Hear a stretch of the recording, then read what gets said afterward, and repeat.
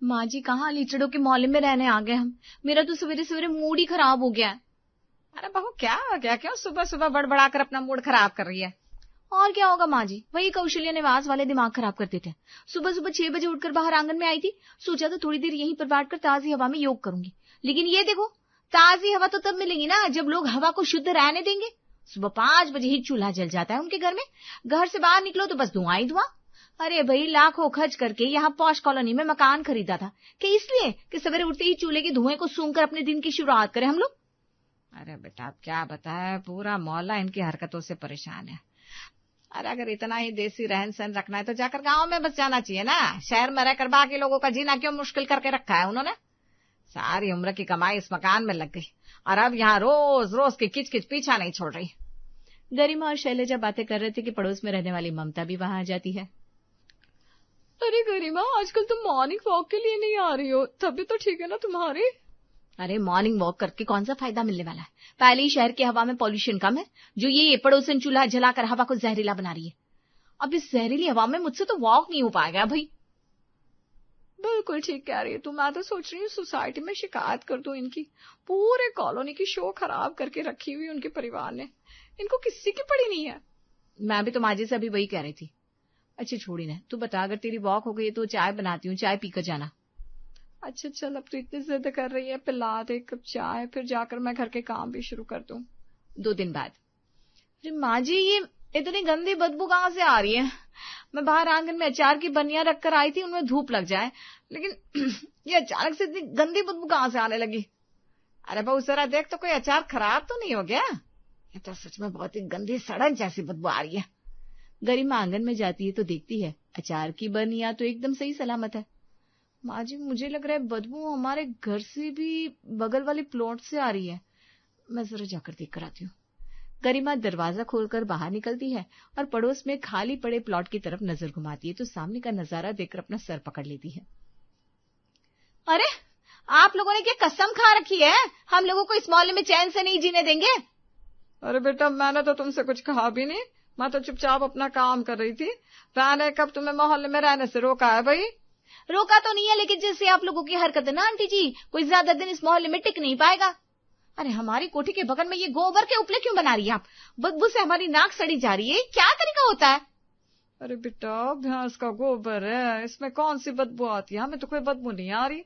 भैंस का गोबर कोई कचरे में नहीं फेंका जाता, बहुत कमाल का ईंधन बनता है इस गोबर से। बिना खर्च के बढ़िया 3 वक्त का खाना बनाती है हमारी बहू इन उपलों से। तुम भी ट्राई कर लो, कभी स्वाद भी बढ़िया और गैस की बचत अलग। तभी सास शैलजा बहू को देखने वहां आती है। क्या बात हो गई बहू, क्या कह रही है? माँ जी, आप खुद देख लीजिए ना, ये आंटी जी हमारे घर के बगल में भैंस का गोबर सुखा रही है। अब समझ में आया आपको क्यों सुबह से दम घुटने जैसी गंदी बदबू आ रही है? आप इनसे कहिए ना ये गोबर के उपले सब अपने घर में जाकर बनाए, मैं इस बदबू के साथ नहीं जी सकती। अरे बेटा, मैंने कौन सा तुम्हारे घर के अंदर लाकर उपले सुखा दिए? ये तो खाली प्लॉट है, तुम यहाँ पर मुझे उपले सुखाने से कैसे रोक सकती हो? यहाँ तो मैं सुखाऊंगी भी। खाली प्लॉट जरूर है, लेकिन हमारी दीवार से लगकर है ये जमीन। आज आप यहाँ उपले सुखा रही हैं, कल को लाकर अपनी भैंस भी बांध देंगे, लेकिन ये सब हम बर्दाश्त करने वाले नहीं है।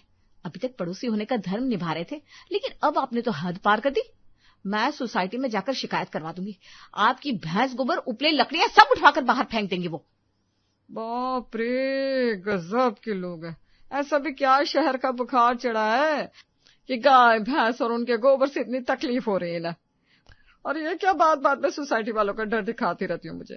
कोई डकैती करके जमीन नहीं पाई हमने, अपने खून पसीने की कमाई से ये प्लॉट खरीदा है। अब अपनी जमीन पर हम भैंस बांधे या बकरी, इससे आप लोगों को कोई समस्या नहीं होनी चाहिए।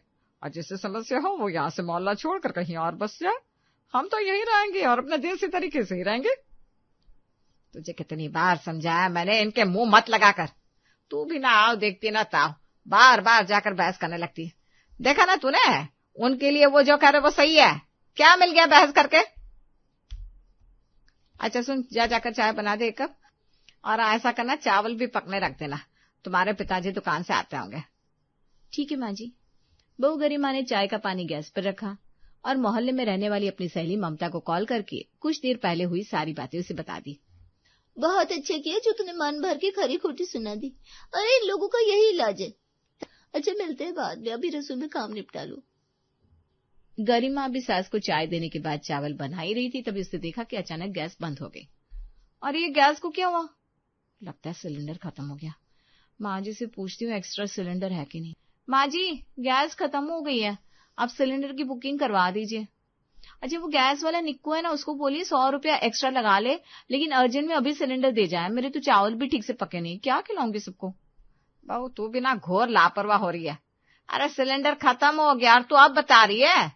समय से बुकिंग करवा के दूसरा सिलेंडर भरवा के रखना चाहिए था ना। चल मैं बात करती हूँ।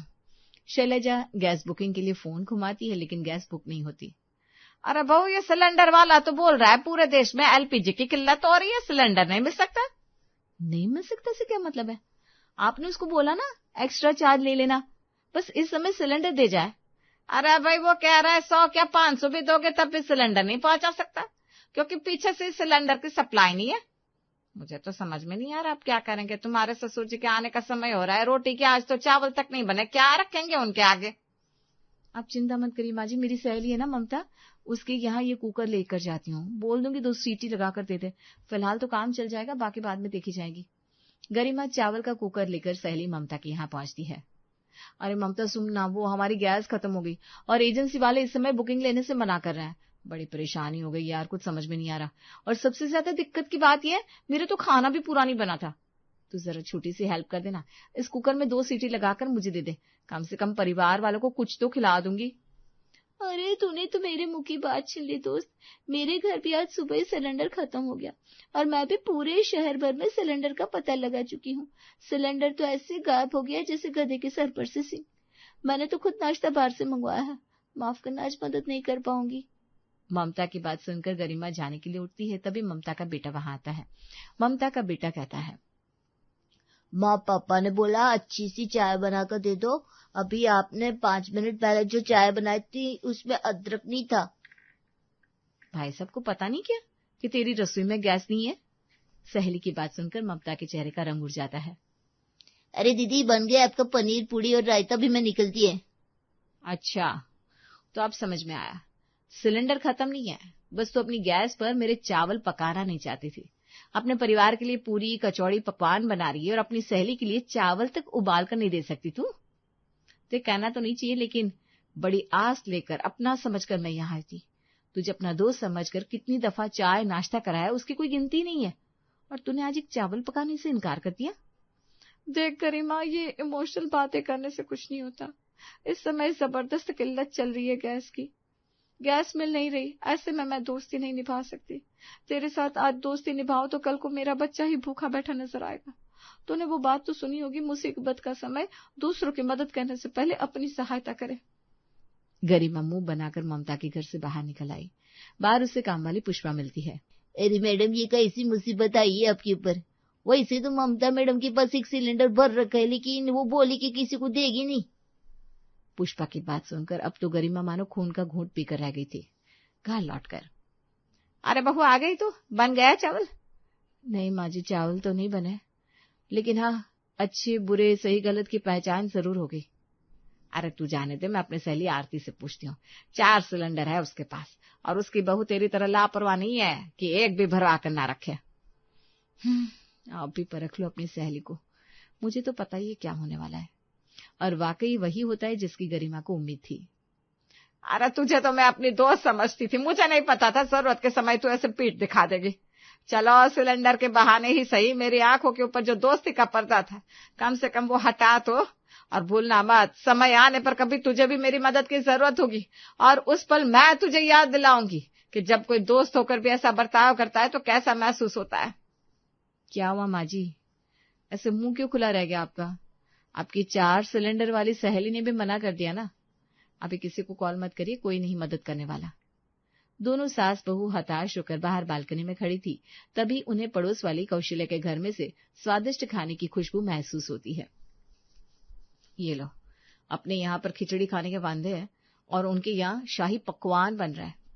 मुझे तो लग रहा है माँ जी, ये कौशल्या आंटी की ही हाय लग गई है मेरी रसोई को। क्यों भाई, तुम सास बहू के पास घर में कोई काम नहीं है जो रात दिन छज्जे पर लटक कर मेरे आंगन में झांकती रहती हो? फिर से लड़ाई शुरू करनी है क्या? अरे नहीं भैया, ऐसी कोई बात नहीं है, हम तो वैसे ही खड़े थे। वैसे ये खुशबू लाजवाब आ रही है। हमारे यहाँ तो गैस खत्म हो गई है, इसलिए सोच रहे थे खाने का इंतजाम कैसे होगा। अगर धुआं बर्दाश्त हो जाए तो खाने की चिंता की कोई बात नहीं, खाना हमारे यहाँ से आ जाएगा। वो गोबर के उपले जिससे तुम्हें बदबू आती है ना, उसी को जलाकर अगले कई महीने खाना बड़े आराम से पक जाएगा हमारे यहाँ। अरे कोई बात नहीं, हम मैनेज कर लेंगे, आप प्लीज थोड़ी हेल्प कर दीजिए। शाम में पड़ोसन बढ़िया खाना भिजवा देती है और उसके साथ एक नोट भी भेजती है। 3 लोगों के खाने का पूरा 300 रुपया हुआ। वो क्या है ना, मैं बताना भूल गई, आपके अलावा भी सोसाइटी में 8-10 लोगों के यहाँ गैस खत्म हो गई है, तो हम सबको टिफिन दे रहे हैं, 100 रुपया पर हेड। ये ले, इस कौशल्या ने तो आपदा को अवसर बना लिया। हम इसे गवार समझ रहे थे, ये तो पक्के बिजनेस वाली निकली। सही कहा माँ जी, माँ तो सोच रही थी कि ये भले लोग हैं जो मुसीबत में मदद कर रहे हैं, मुझे क्या पता था ये अपना धंधा चमकाने में लगी है। फिलहाल तो बेटा और कोई चारा भी नजर नहीं आ रहा, अभी तो जो मिल रहा है उसी से काम चलाते हैं। अगले दिन, अरे बहू देखा तूने, ये कौशल्या तो मौके पर चौका मार रही है। अरे लाइन लगी है इसके घर। क्या माँ जी, सच में इनका टिफिन सर्विस इतना चल गया? अरे टिफिन तो है ही, लोग गोबर के उपले खरीदने के लिए लाइन लगा कर आ रहे हैं। पता चला है युद्ध लंबा चलेगा और गैस अभी नहीं मिलने वाली, इसलिए लोग अब वैकल्पिक व्यवस्था कर रहे हैं। अच्छा, क्या बोलती हैं आप? अरे बोलना क्या है बेटा, कब तक खाएंगे रोज का 1000 रुपए का खाना। ऐसा कर, तू भी जाकर लाइन में लग जा और उपले खरीद ला, हम भी अपने लिए इंतजाम कर ले। लेकिन माँ जी, मैं वो गोबर को हाथ नहीं लगाने वाली, आपको पता है ना मुझसे ये धुआं बर्दाश्त नहीं होता। अच्छा तो भूखी रहना कल से, या फिर तेरे मायके का टिकट करा लेते हैं, उनके घर तो गैस होगी ना। क्या माँ जी, आप बात बात पर मेरे मायके पर आ जाती हैं। ठीक है, जा रही हूँ मैं। काफी देर तक लाइन में लगने के बाद गरिमा का नंबर आता है। हाँ बेटा, तो कितने किलो देना है? दे दो आप 20 किलो। बेटा पेमेंट कैश में करोगी या अपना QR कोड दूं? क्या आंटी जी, आप मजाक करती हैं? अब 30-40 रुपए की चीज के लिए क्या स्कैन करना, मैं कैश दे देती हूँ ना। 30-40? अरे भाई 400 का किलो है, 20 किलो का 8000 हो गया। जल्दी बोलो, कैश या ऑनलाइन? पड़ोसन की बात सुनकर गरिमा को तो मानो सर ही चकरा गया। भैंस के गोबर से ही बनता है ना ये, इसमें ऐसा क्या है कि इसका 400 दूं मैं आपको? मतलब भैंस रोज गोबर करती है ना, उसमें आप क्या एफर्ट लगा रहे हो जिसका रेट बढ़ गया? बेटा गोबर नहीं, ये उपले बिकते हैं, और गोबर को उपला बनाने के लिए कितने ही झगड़ालू पड़ोसियों के साथ तू मैं करनी पड़ती है, लोगों की बातें सुननी पड़ती है। इस बिजनेस को तुम हल्के में मत लो। जानती हो, लोग तो हमें इस मोहल्ले से निकलवाने की धमकी तक दे चुके हैं। बहुत तेज है ये बुढ़िया, जानबूझकर पुरानी बातों का पिटारा लेकर बैठी है। खैर, इस समय इनके साथ पंगा नहीं ले सकते, अगर बिना उपले लिए घर गए तो माँ जी मेरा जीना मुश्किल कर देंगे। अरे जाने दीजिए ना, पुरानी बातों को मन से लगाने से कोई फायदा नहीं होने वाला। जो बीत गया सो बीत गया, और वैसे भी कौन जानता था ये गोबर कभी सोने के भाव बिकने लगेगा। ठीक है, लाइए, मैं ऑनलाइन पेमेंट कर देती हूँ, उपले दीजिए आप। गरिमा पूरे 20 किलो गोबर के उपले लेकर घर पहुंच गई थी। थोड़ी देर में दोनों सास बहू ने मिलकर आंगन में मिट्टी का चूल्हा बनाया और फिर कई दिनों के बाद आज उनके घर में खाना पका। माँ जी, मेरी तो हालत खराब हो गई है। हे भगवान, धुआं लग रहा है, फेफड़ों में भर गया, खांसते खांसते मेरा राम नाम सत्य हो जाएगा। अरे चुप कर, 2-4 दिन में आदत हो जाएगी, कुछ नहीं होगा। आई बड़ी छुई मुई। 2 दिन बाद बहू, शालीमार कॉलोनी में बात हुई है, वो उपले 100 रुपए किलो देने को तैयार हो गई है।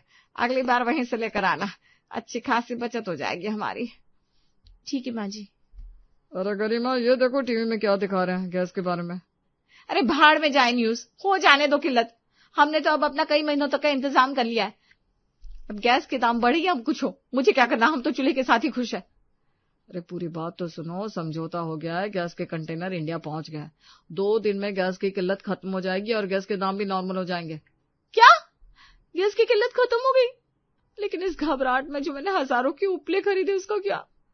फिलहाल मैंने बुकिंग कर दी है, परसों तक सिलेंडर आ जाएगा। आप लोग अब रिलैक्स हो जाओ। हजारों रुपए का चूना लगने के बाद अंत में रसोई में सिलेंडर वापस आ गया था और बहू गरिमा ने आज चाय नाश्ता खाना गैस पर ही बनाया था। गरिमा बहू, एक बात कहो, 1000 रुपए का सिलेंडर 20 दिन भी नहीं चलता, और अगर हम उपले जलाकर खाना बनाए तो 1000 के उपले में कई महीने काम चल जाएगा। हाँ माँ जी, मुझे भी लग रहा है कि बात तो आपकी सही है। ऐसा करते हैं, एक वक्त का खाना उपले से ही बनाएंगे, सस्ता जुगाड़ है, क्या जाता है। वैसे भी अब तो हमारा हाथ सेट हो ही गया है चूल्हे पर, और गैस की किल्लत खत्म होने के बाद उपले कोड़ियों के दाम में बिकेंगे। रसोई का बजट सुधारने का गरिमा और शैलेजा को रामबाण तरीका मिल गया था 1 सप्ताह के बाद। अरे बहन जी, ये क्या है? इतना धुआं क्यों किया है आपने? पोल्यूशन क्यों फैला रही है आप? माँ जी, लगता है इन्हें भी हमारी तरह झटका लगेगा तभी ये समझेंगे। खैर हमें क्या, हम अपनी सस्ती रसोई का जुगाड़ करते हैं, जो बोलता है उसे बोलने दो। हाय रे ये मजबूरी अच्छे अच्छों का तेल निकाल देती है। और देखो तो, कभी गोबर को देखकर मुंह बनाने वाली लड़की आज खुद चूल्हा लगाकर खाना बना रही थी।